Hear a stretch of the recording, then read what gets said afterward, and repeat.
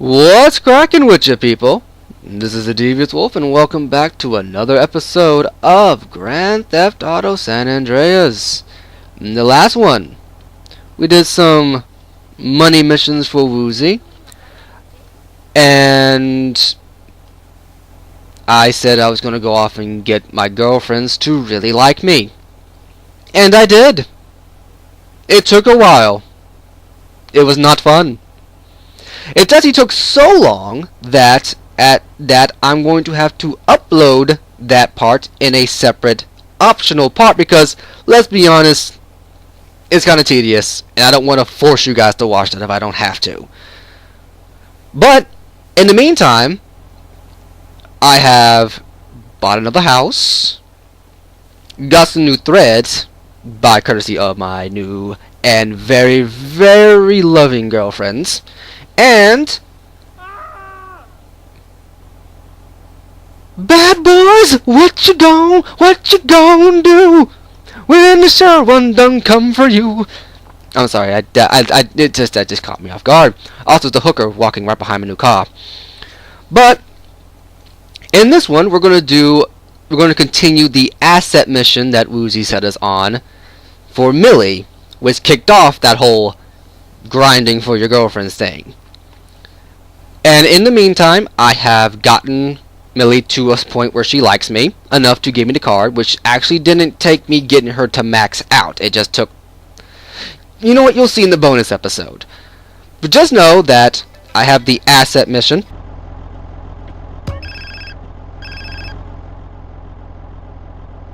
Millie, what's up? Hey, Carl. Just called to say that last night was terrific. Likewise, baby. Likewise. Listen, I thought about that little scheme you told me about. Don't worry, I haven't told anybody, not even my mom. I've left the key card and the door code in my bedroom. Millie, girl, you will not regret this. I know, because I'm getting a cut, right? Oh, for sure, baby, for sure. I'm gonna do you right. Okay, you got it. Yeah, we got Millie's asset mission up, and now what we're going to do is, in our new ride, I'm going to go pick up that card. We're going to continue the asset missions and just go from there. Now, I'm driving the Cheetah, which has been a Grand Theft Auto mainstay since Vice City is the earliest I can remember. Because I remember the Cheetah was actually an FBI car and I've gone the complete wrong way. I should know this because I've had to make this drive more than once in the last couple of... Well, I just had to make this drive more than once. But, I remember that this was in Vice City because I remember that when you got the 4-star wanted level, the 5-star wanted level, the level where the FBI comes after you. The FBI actually came after you in a Cheetah. Yellow Cheetahs, if I remember correctly. And then they've showed up in San Andreas.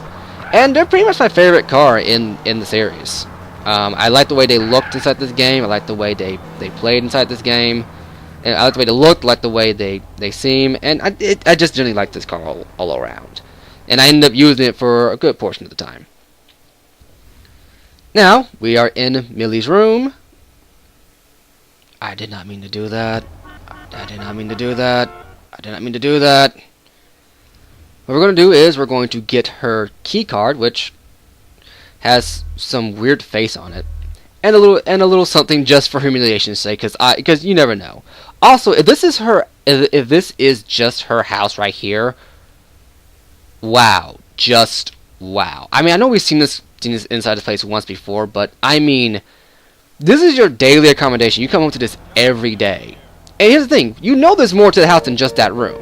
You know there is, but you don't see it. So I have to assume that's all there is to that house. And seriously, is that just what she comes home to? I didn't see no dinner table. I didn't see no TV. I know it's 1992, there weren't no flat screens, or at least they weren't very prevalent, but she could have at least had a TV. You know, I didn't see no CD player. A CD player, in case the younger audience is wondering, it was essentially an iPod before an iPod. You have to take this thing called a disc, a compact disc, a CD, if you will. And you put it inside this little device that, once you hit play, the disc would spin and it would play the music. And if she didn't have a CD player, she should have at least had a 8-track cassette tape.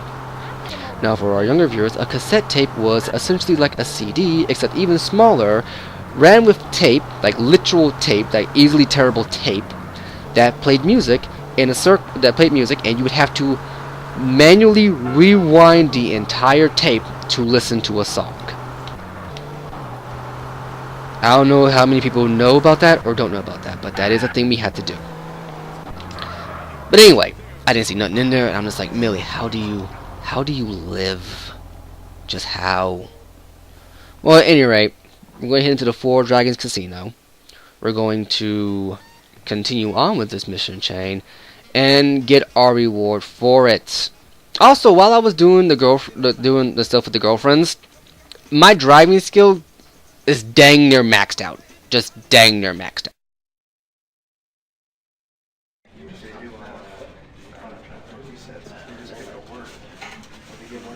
It seems impossible to keep a secret around here. I would have thought the size of the room would keep the numbers down. Hey, speak up! We can't hear you back here! I appreciate your input, but please, fuck off! What'd he say? He said fuck off. Come on, let's get out of here. Hey, what are you still doing here? I live here. Oh, okay, you can stay. Great. Hey, where's the coffee and donuts? Okay, look. I'm gonna go shut off the city's power source. Woozy, look after these fools for me. Okay. Now, the important thing to remember with a plan like this is that nothing can go wrong. Nothing can go wrong, he says. Shoot onto the dam. Wait, yeah, this is gonna be a very interesting mission. Yeah, so nothing can go wrong, he says. As a matter of fact, everything can go wrong because, as you remember, Woozy set up the hidden meeting place in the janitor's closet. You know, in a casino. The one place where more than likely everybody's gonna need to go to at least once. I mean, at least once. Now, are they gonna let me in or not? That's something I don't know about. Okay, getting plenty in at the runway. Oh, they are gonna let me in. That's right, I have my pilot's license, so they'll let me in. I don't think that's how it works necessarily, but hey, who's complaining? Huh? You know, I forgot that this was an actual airplane in the game. No, legitimately, I completely forgot about it. It is, and I know it is, I just forgot about this particular plane. Anyway, we're going to fly the aircraft over the dam. Ready to put the wings away.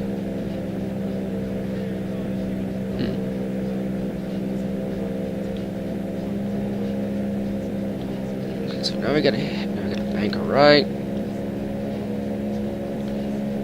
And keep on going. So what we're doing in this mission right now is we're going to shut down the power supply to the dam. And by doing so, we're going to shut off the entire power supply to the city because, actual historical fact, Las Vegas used to be a mining town. Yeah, historical fact. In the U.S., what was now Las Vegas it was to be a coal mining town, and the Hoover Dam, which is where we're heading to right now, was built to power the entire city. After some time, and people just saying, "Screw it, we're just going to live here," they said, "Well, we're just going to go ahead and just build a city and go from there." And somehow a coal mining town became the center for everything. Okay, when you reach the Corona, press Y to jump out of plane. Now, I don't know where the Corona is because, well, not gonna lie, I don't really know where it is I am. So what, if I remember correctly, we're gonna have to turn around.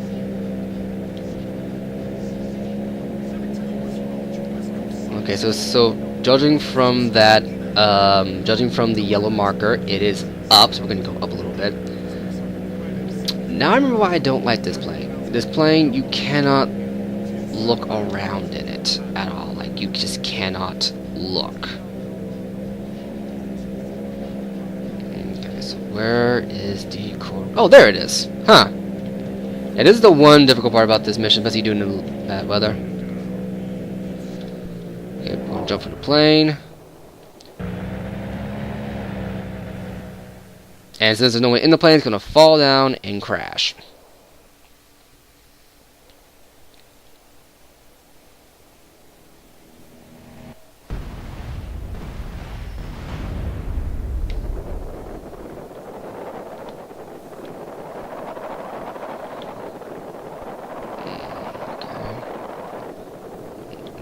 Parachute because there's no way we're going to make it there.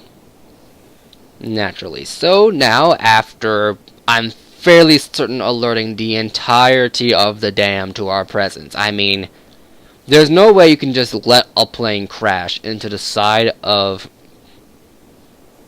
wherever this is. I actually don't know my landmarks around here, but you can't. There's no way you can let a plane crash into the side of inside of essentially the Hoover Dam, and no one's going to notice. I mean, I'm fairly certain air traffic control is monitoring every single plane around. So somebody has to have noticed that a plane just blew up right next to the Hoover Dam. So I mean, somebody, right? Then again, it is Grand Theft Auto. Maybe everybody's just as incompetent as you think they are. Okay.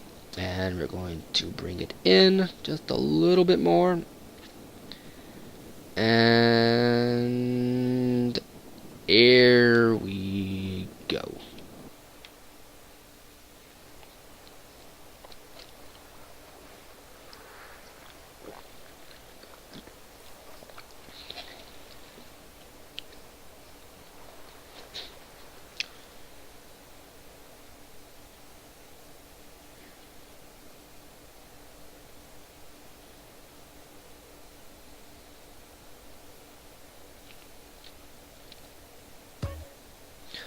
Well, yes, I'm going to totally stab them with this thing. They'll never see it coming. Yeah, I made it funny. So what we're going to do is, since we still have our knife from way back when. Okay, so you gotta remember to be careful here.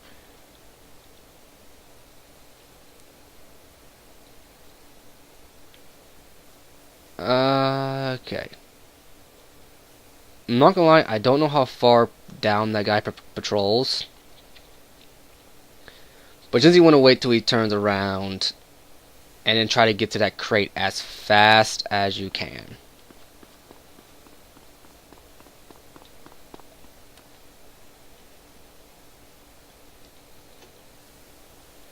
And since we have a knife, we have a knife.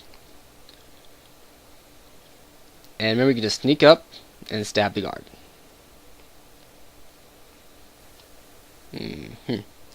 Now, come on now, turn around. There we go.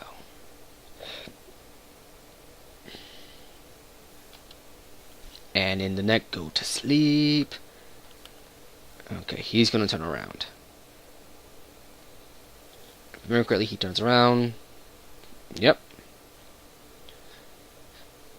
And then we're going to wait for him to turn back around. And then we're going to stab him in the neck.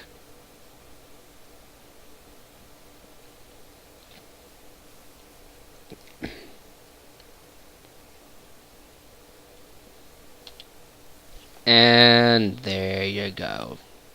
Talk about acupuncture. And now into the Hoover Dam we go. Get spotted or make too much noise, the whole building will be alerted. Any sign of him yet? Not yet, but we've locked the quay entrance and the cops are on the way.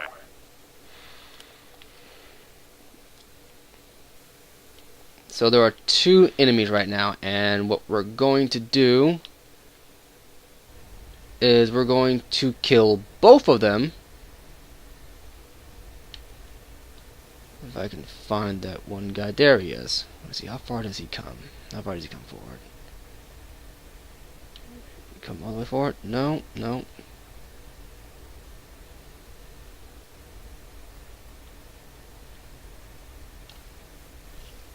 And he's dead. See, the one thing about San Andreas that I'm glad they somewhat got rid of. I know they brought it back for some other missions and later Grand Theft Autos, but they really don't use the stealth mechanic anymore. And honestly, I'm not gonna lie, with certain games, having a stealth section really just isn't a good idea. Just because the game itself is just, like, the entire game is structured around being loud, bombastic, and generally just not really caring, you know? Having fun, getting things done. And to have a stealth set, you have to take it very slow.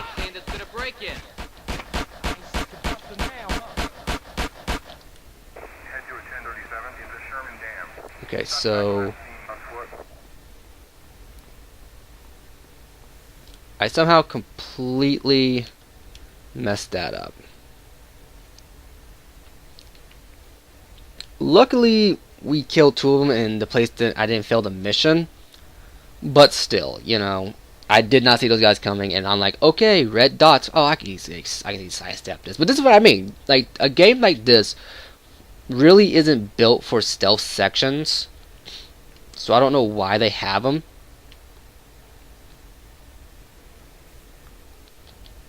And he just completely walked right past me. But it really just isn't built for stealth sections, and I don't know why it is they decided to introduce it for San Andreas. Because to the best of my knowledge, this mechanic was not in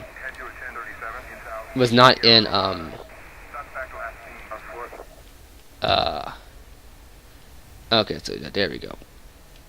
Oh, okay. My bad. There we go. Plant it down. But like a game like this just really was not made for stealth sections, and I don't know why I decided to put it in San Andreas of all things. I like what San Andreas did in the context of the entire Grand Theft Auto formula, because it was the first game to introduce swimming. It was the first game to introduce jets. You know, I mean, Vice City introduced the concept of flying, like being able to fly over the entire city, but San Andreas took it to another extreme, and that has pretty much stuck for the rest of the series.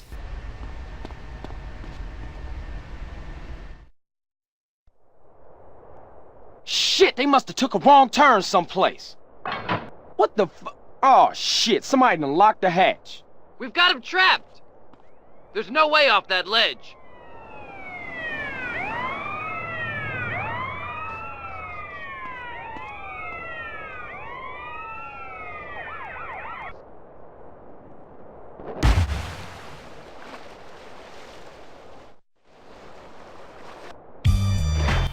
Mission passed, respect. Now let's be for real here, CJ should be dead. I mean, look at that jump into this water. I'm fairly certain that height, hitting water with the consistency that water has, would have killed him. Like, CJ should be a chocolate pancake right now, I'm just saying. But he's not, so we're just gonna let it go. On the reefer. Aha! Reefer madness! Now, they expect you to... what they expect you to do is they expect you to drive this boat back. What I'm going to do is I'm going to come over here. I'm going to get inside this biplane because I can, and because CJ's now Jesus for some reason. And we're just going to just ignore that suggestion entirely. Just because we can. And just head on back to the city and do one more mission before we call it a session. But yeah, it's like, I appreciate what San Andreas did in terms of Grand Theft Auto series. I would argue that in terms of my favorite games of the Grand Theft Auto series, I would definitely, and just jump the gun a bit, but I'd definitely say 5 is definitely number 1 because it just took it to the next logical extreme, refined some mechanics. San Andreas at number 2, Vice City at 3, 3 at number 4. Figure out how that numbering works. and 4 at number 5, just because I feel like 5, while it was a definite improvement over San Andreas, it didn't have the fun factor that San Andreas had, and ultimately just felt like a step backwards overall. But that's just me personally. Now, if I remember correctly, you are automatically given a parachute every time you get into a plane. So, assuming I'm not wrong, I'm going to jump out over the already Four Dragons Casino and live. If not, well, pancake time. Okay. Apparently, I still have a 1-star wanted level. I have no idea. And there's the plane right there. Yeah, one thing about the planes in here is like inside that cutscene you saw earlier, it gives the impression that the planes will go forward and then sail down, like naturally spiral, follow the path of the wind currents, that kind of stuff as it descends without any person controlling it, and just crash and burn. No, they fall straight out of the sky. Like, they fall straight out of the sky. It's not even funny. That's it's kind of funny. And there we go. They ran a little bit from the explosion and then calmed down. Go figure. What's up, Black Elvis? Or should I call you Blovis? Not certain. Anyway, gonna go ahead and save.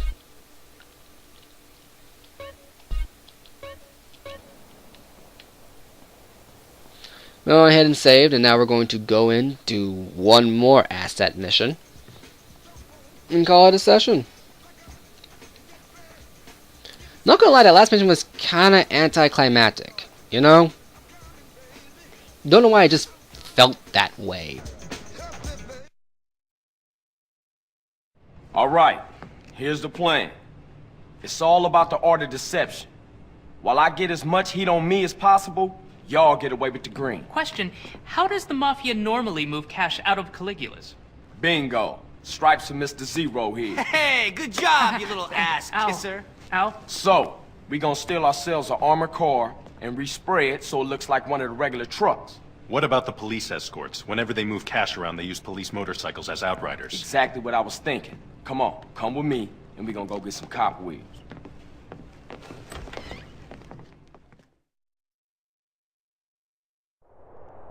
You get the Packer, hit the Julius Thruway and keep moving.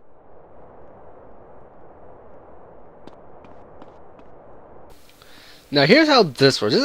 This was actually a fairly memorable mission. This mission sticks with me a lot. For some reason, it's a really this is an admiral.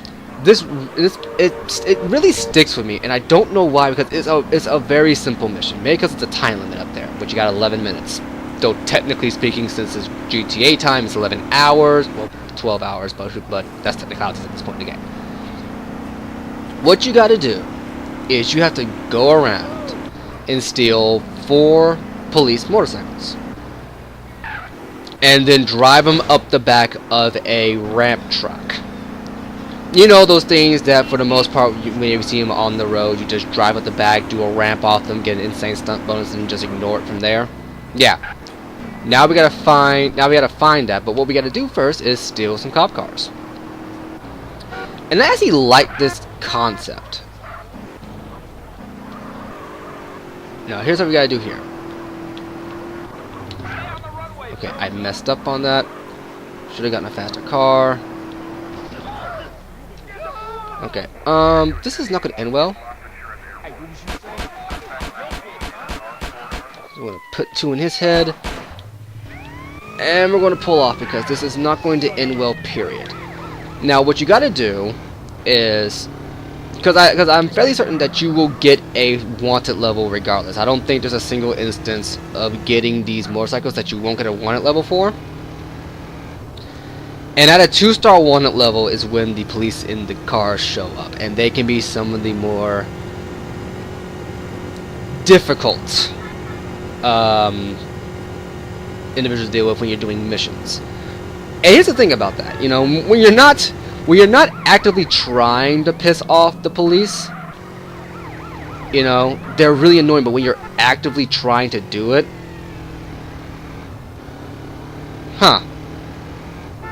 that was strange. That thing just pulled away. But when you're trying to do it, when you're trying to piss them off, you know, it's not that difficult. Okay. Yep, I forgot one thing. It doesn't automatically stop you. You have to drive up the ramp and stop yourself. Okay, and up. There you go. Gotta hop off the bike now. Down and hitch a ride. We're gonna try to get us a decently fast ride here. Actually, this one works better. Actually, this one works pretty a little bit better. I think this is one of the supercars. I don't remember which one this is. The ZR350. So I don't know what this car's based off of. But yeah, this should work just fine. Because what you really want to do is you want to have a car that's fast enough to keep up with the police car, the police motorcycle, but also fast enough that if you can run them over, you can go ahead and do it, or knock them off the bike. That's what you really want. And since I got 9 minutes, it's going to be cutting it close. I do remember that I often cut this mission close growing up, and honestly it's mostly because fighting the motorcycles isn't the hard part. I mean, they're marked on the map. It's fighting the truck. The truck is constantly moving, and I mean constantly moving. Okay, I'm probably about to ditch this car here because it's smoking now. And unlike newer Grand Theft Autos, when you hit people, it does add to the damage meter. And I have literally done this mission, missions like this, where I was right next to a paint spray, getting ready to get the car fixed. I hit one person, and the car catches on fire. It's like, really? Really? We're doing this now? Really? But yeah, so we're gonna try this. I think you have a permanent 2-star wanted level. Do you have a permanent 2-star wanted level, or I'm just constantly bumping in the cops, and it's just not making it any easy for me to get rid of them. And we're gonna keep going and go from there. Okay, and the next one should be right here. This was actually kind of easy because this guy's doing a drunk test. You can just walk up here, grab the bike, and go. Where did that guy come from? Now, what I recommend you do is since the Packer truck is always going, I believe, southbound in the loop around the Julia Strip. Just go in reverse to try to catch it, because honestly, it's faster to go on the motorway, because you can use the outside lane to worry about people forcing you off the road. You can get the max speed, go around reverse, and cut the time in half. Because I promise you, trying to go to catch up with it, you're just going to waste more time trying to get to it. Just remember that when you get to the back of the truck, pull up behind it, get on the truck, slow to a stop, and it will lock you in place. And that should be the truck right there.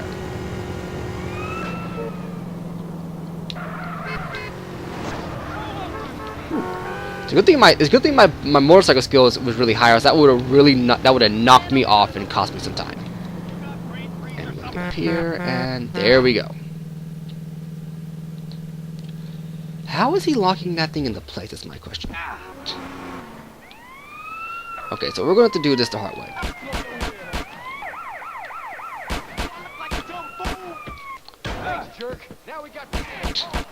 Alright, and see you later. Okay, I'm going to borrow your car. Listen, people. Oh, look, I'm right here next to the next one. How convenient. Trust me on this, you don't want to get used to that, for the sheer fact that you're never really going to know.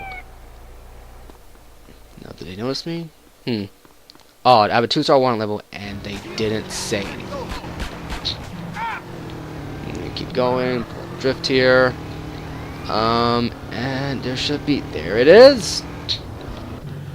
Now, since I know for a fact that the truck was right next to this, I can actually it's actually quicker for me to try to tail it here. Now, like I said, don't expect to get on that truck and always be. Oh, my bicycle went up. Don't expect to get on that truck and always be next to a police motorcycle. just because the things go around the entirety of the strip. It's very likely you're going to be next to it since the bikes are spread out across Las Venturas. But you really don't want to count on that. Also, a little bit of a tip: you don't have to bring it up to a stop. You just have to be moving slow enough that the game can automatically catch the motorcycle and stop you. And it will do that if you're at a certain speed. Also, if some of you have noticed, I got in front of that car on the freeway, and oh, look at that! I'm right next to the final truck. This should be very simple to do. I got 4 minutes left. Shouldn't be too difficult. I don't think this one drives.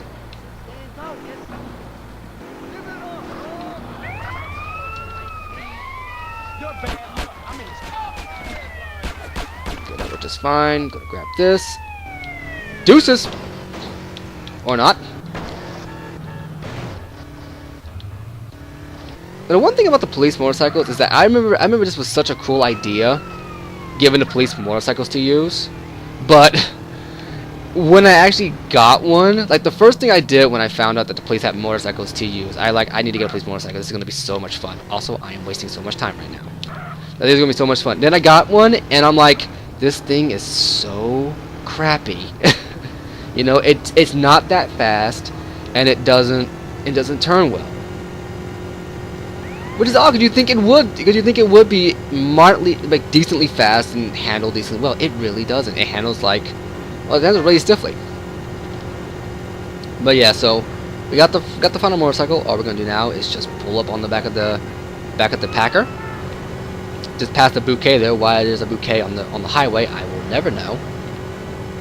And go from there. Also, that car just bumped into the back of him. And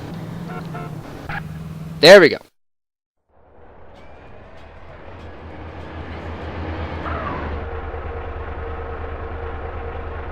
Okay, that should do us. Take care of those bikes.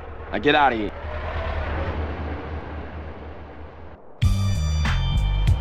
And that's the end of Cop Wheels. And the end of our episode.